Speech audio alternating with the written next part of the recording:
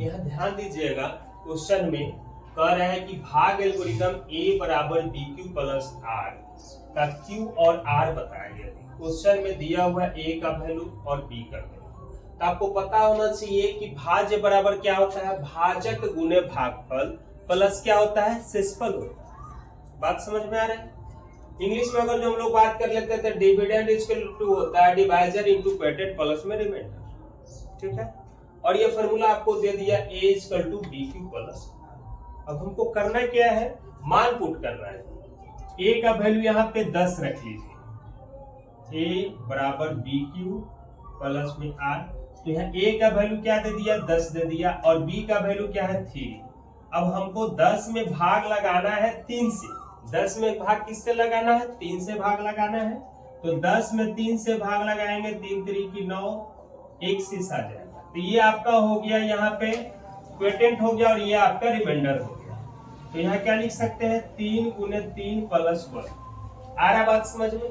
यानी इसका Q बराबर क्या वैल्यू आ गया जी, 3, एंड R इक्वल टू क्या आ गया, 1। ये आंसर हो गया आपका। आ रहा है बात समझ में? Next question. नेक्स्ट क्वेश्चन में भी क्या करेंगे कि A का वैल्यू दिया हुआ है 4 और B का वैल्यू दिया हुआ है 19। ये संभव है क्या? है? ये संभव है क्या, बताइए। अब क्या करेंगे, देख लीजिए, A बराबर बी क्यू प्लस में R है। A का वैल्यू है 4 और B का वैल्यू है 19।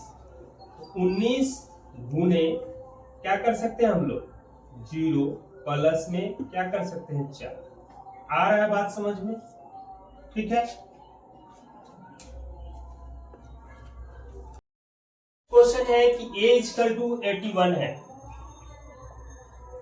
एंड b इक्वल टू क्या है बाबू, 3 है। हमको क्या करना है, इस पे रख देना है 81 इक्वल टू 81। 3 से इसको क्या करना है, इसी पे काम करना ना हम लोग। तो क्या करना, भाग लगाना है यहाँ पे 81 को 3 से।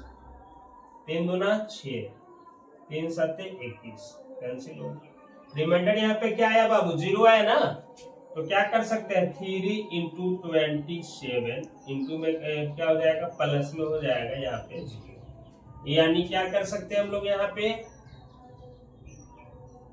Q का वैल्यू क्या आ जाएगा, 27 एंड R का वैल्यू इक्वल टू आ जाएगा 0।